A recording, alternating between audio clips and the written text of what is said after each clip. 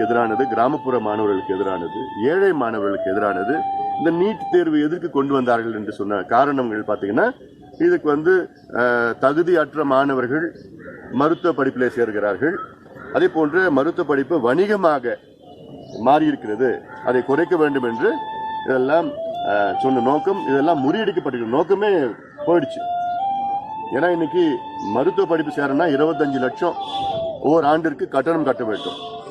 அடுத்தது தகுதியற்ற மாணவர்கள், இன்னும் சொல்ல போனா பிசிக்ஸ்லயும் கெமிஸ்ட்ரிலையும் -10 மதிப்பெண்கள், -20 மதிப்பெண்கள் பெற்ற மாணவர்கள் தான் இடைத்தேர்தல்.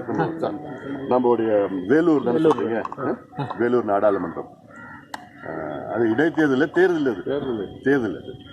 வேலூர் நாடாளுமன்ற தேர்தலில் ஏசி சண்முகம் அவர்கள் அனைத்து இந்திய அண்ணா திராவிட முன்னேற்ற கழகத்தின் சார்பிலே போட்டியிடுகின்றார்கள்.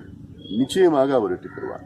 ஏன்னா கடந்த நாடாளுமன்ற தேர்தலில் தமிழ்நாட்டு மக்கள் திமுக, அதோடு குறிப்பாக ஸ்டாலின் அவர்கள் சொன்ன பொய்யை நம்பினார்கள். நாங்கள் சொன்ன உண்மையை நம்பவில்லை. கல்வி கடன் ரத்து, விவசாய கடனை ரத்து செய்வோம், நகை கடனை ரத்து செய்வோம், இப்படியெல்லாம் பொய் சொல்லி அந்த மக்களை ஏமாற்றி இப்பொழுது எந்த ரத்தும் கிடையாது. அந்தந்த மாநிலத்திற்கு அந்த உரிமையை கொடுக்க வேண்டும்.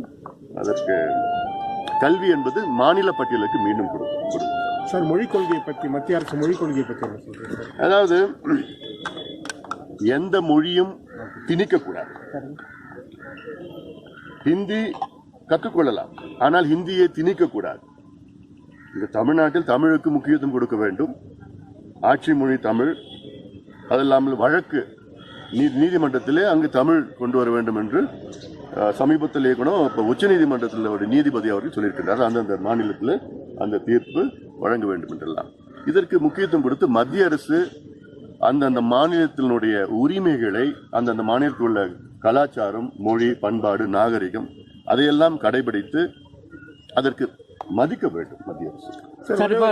இடைத்தேர்தல் ஸ்டாலின் சொன்ன பொய்யை நாங்கள் நம்பிவிட்டோம், நிச்சயமாக இனி நாங்கள் நம்ப மாட்டோம் என்று முடிவெடுத்திருக்கின்றார்கள். ஆக நிச்சயமாக ஏசி சண்முகம் அவர்கள் மிகப்பெரிய வெற்றி, வேலூர் நாடாளுமன்ற தொகுதி தேர்தலில் வெற்றி பெறுவார். சார், அடுத்து உதயநிதி ஸ்டாலின் இப்போ திமுக செயலாளர், இளைஞர் செயலாளர் இருக்காங்க.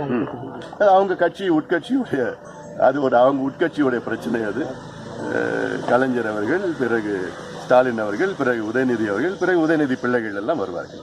8 வழி சாலையில் உங்க நிலப்பாடுக்கு மாறாத்தான் அரசு தொடர்ந்து நடவடிக்கை. 8 வழி சாலை சம்பந்தமாக என் பேரிலே